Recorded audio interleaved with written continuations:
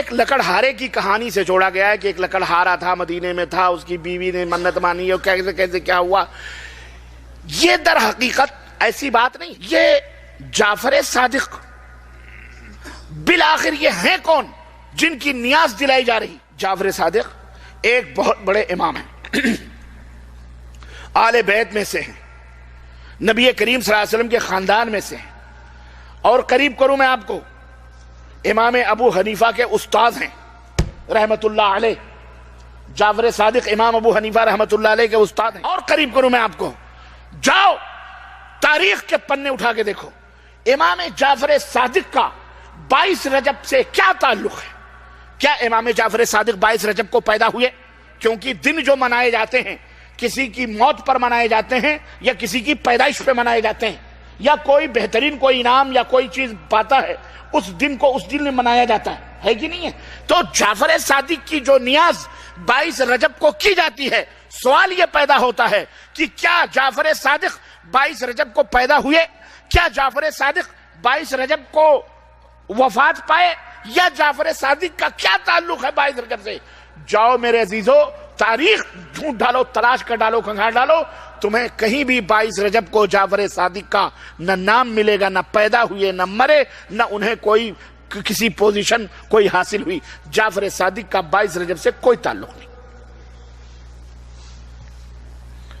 پھر 22 رجب کو جعفر صادق کے نام پر پوڑیاں، سوہاریاں اور مٹھائیاں کھائی جاتی ہیں. اب یہاں پر میں آپ کو ایک اور حقیقت بتاتا چلوں. یہ بڑی دکھ بھری کہانی ہے اور بڑی دلدوز داستان ہے جو تمام بدعتوں کے ساتھ جڑی ہوئی ہے. چاہے وہ عید میلاد النبی ہو کہ نبی کی وفات پر ظالموں نے جشن منانے کے نام پر یہودیوں نے ہمیں جشن منانے پہ لگایا ہوا. میں آپ کو بتاتا ہوں 22 رجب کا جعفر صادق سے کیا رشتہ ہے. رب کی قسم ہے، کعبے کے رب کی قسم ہے، جاؤ تاریخ اٹھا کر کے دیکھو، کہیں بھی تمہیں کوئی ثبوت نہیں ملے گا کہ 22 رجب کو جعفر صادق پیدا ہوئے ہوں، یا 22 رجب کو جعفر صادق انتقال کیے ہوں، یا 22 رجب کو جعفر صادق کا کوئی تعلق رہا ہو. کہیں بھی جعفر صادق کا 22 رجب المرجب کو جس دن کوڑے بھرے جاتے ہیں کوئی تعلق، کوئی رشتہ نظر نہیں آتا.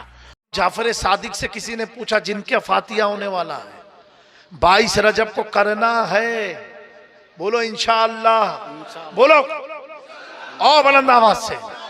اب کوئی کہے کہ یہ تاریخ کو کچھ نہیں ہوا تھا، یہ تاریخ کو یہ نہیں ہوا تھا، یہ تاریخ کو یہ نہیں. اب میں جب جعفر صادق کی اولاد کا انتقال 1 رجب کو ہو رہا ہے اور فاتحہ آج تم کر رہے ہو، جب پوتے کا فاتحہ ہو سکتا ہے تو دادا کا فاتحہ کیوں نہیں ہو سکتا؟ صحیح بات ہے کہ نہیں؟ پہلا جملہ. دوسرا جملہ سنائی. امام جعفر صادق کو 22 رجب کو مقام غوثیت کبریٰ حاصل ہوئی. اسی خوشی میں جعفر صادق نے لوگوں کو دودھ اور چاول ان کے گھر میں تھا پکا کے باٹا. اس کی بھی وضاحت ہم کر دیتے ہیں آپ کو انشاءاللہ. سنیے 22 رجب کو ان کو وہ مقام غوثیت کبریٰ ملی. اعلیٰ حضرت لکھتے ہیں پہلا یہ مقام فاطمۃ الزہرا کو ملا، پھر حضرت علی، پھر حضرت امام حسن، امام حسین، امام زین العابدین، امام باقر، پھر امام جعفر صادق کو ملا. اس کے بعد یہ مقام کس کو ملا؟ امام جعفر صادق بعد امام موسیٰ کاظم، اس کے بعد امام علی رضا، اس کے بعد امام تقی، اس کے بعد امام نقی، اس کے بعد امام حسن عسکری. اس کے بعد یہ مقام ملا شہباز لامکانی، قندیل نورانی، حضرت محبوب سبحانی، غوث اعظم بڑے پیر دستگیر عبدالقادر جیلانی کو. اور ان کے بعد یہ مقام ملے گا امام مہدی کو ملے گا. کس کو ملے گا؟ امام مہدی کو ملے گا. اب میری بات سنو، 22 رجب کو کنڈے کا فاتحہ کرنا اور دھوم دھام سے کرنا. بابو اتنا یاد رکھنا، یہ ایسا فاتحہ جو تمہارے گھر میں برکت کو قائم رکھے گا، تمہارے گھر کی تکلیف کو دور کر دے گا. یہ معمولی شخص کا فاتحہ نہیں ہے جس کے ہم سب مقلد ہیں. حضرت امام اعظم جس کے دروازے پر جھاڑو لگاتے ہیں اسے امام جعفر صادق کہتے ہیں. امام اعظم جس کی بارگاہ میں زانوِ ادب طے کرتے ہو اسے امام جعفر صادق کہتے ہیں. السلام علیکم ورحمۃ اللہ وبرکاتہ. دوستو اس ویڈیو کو آپ نے پورا دیکھا اور سنا. دوستو جیسے ہی رجب المرجب کا مقدس مہینہ تشریف لاتا ہے تو تمام لوگوں کے ذہن میں ایک سوال پیدا ہوتا ہے کہ کنڈے کی نیاز کرنا کیسا ہے، حضرت امام جعفر صادق رضی اللہ تعالیٰ عنہ کے نام کی فاتحہ دلانا کیسا ہے، جائز ہے یا ناجائز، بدعت ہے یا ثواب کا کام ہے۔ اس پر کافی ساری ویڈیوز آپ کو یوٹیوب پر مل جائیں گی، لیکن دوستو اس ویڈیو کو دیکھنے کے بعد مجھے یقین ہے کہ آپ کو سارا معاملہ سمجھ میں آ گیا ہوگا کہ کنڈے کی نیاز کرنا کیسا ہے، جائز ہے یا ناجائز۔ اگر آپ نے دوستو اس ویڈیو کو بغیر اسکپ کیے ہوئے اچھی طریقے سے اگر آپ نے دیکھا ہوگا اور اس ویڈیو کو سمجھا ہوگا تو میں سمجھتا ہوں کہ اس ویڈیو کو دیکھنے کے بعد آپ کو کوئی اور دلیل کی ضرورت نہیں پڑے گی، کیونکہ اس ویڈیو کے ذریعے سے بڑی اچھی دلیلیں دی گئی ہے کہ حضرت امام جعفر صادق کے نام پر آپ فاتحہ ضرور کریں، کنڈے کی نیاز کرنا ثواب کا کام ہے۔ کیونکہ دوستو ہم فاتحہ خوانی کرتے ہیں، نیاز کرتے ہیں، اللہ والوں کے نام پر فاتحہ خوانی کرتے ہیں اور غریبوں میں شیرنی تقسیم کرتے ہیں، جس کی وجہ سے غریبوں کو بھی اچھا کھانا مل جاتا ہے۔ اور دوستو فاتحہ خوانی میں ہم کوئی غلط کام نہیں کرتے، بلکہ ہم قرآن کی آیتیں پڑھتے ہیں، سورتیں پڑھتے ہیں، سورہ اخلاص 3 مرتبہ پڑھتے ہیں، اور آپ سبھی جانتے ہیں کہ اگر کوئی شخص سورہ اخلاص کو 3 مرتبہ پڑھتا ہے تو اللہ تبارک و تعالیٰ ایک ختم قرآن پاک پڑھنے کا ثواب عطا کرتا ہے۔ تو فاتحہ خوانی کے اندر ہم صرف قرآن کی آیتیں سورتیں پڑھتے ہیں اور اپنے مرحومین کو بخشتے ہیں، اللہ والوں کا وسیلہ دے کر اپنے مرحومین کے لیے بخشش کی دعا کرتے ہیں، پیارے نبی صلی اللہ تعالیٰ علیہ وسلم کا وسیلہ دے کر اللہ تبارک و تعالیٰ سے ہم دعا کرتے ہیں، اپنی بھلائی کی دعا کرتے ہیں، خیر و برکت کی دعا کرتے ہیں۔ تو دوستو فاتحہ کرنا کبھی بھی غلط نہیں ہو سکتا، کیونکہ اس میں ہم کوئی غلط کام نہیں کرتے۔ فاتحہ آپ جب چاہیں کر سکتے ہیں، اس میں کوئی حرج نہیں۔ تو دوستو آپ بلا جھجک حضرت امام جعفر صادق کے نام سے 22 رجب کو کنڈے کی نیاز دلا سکتے ہیں۔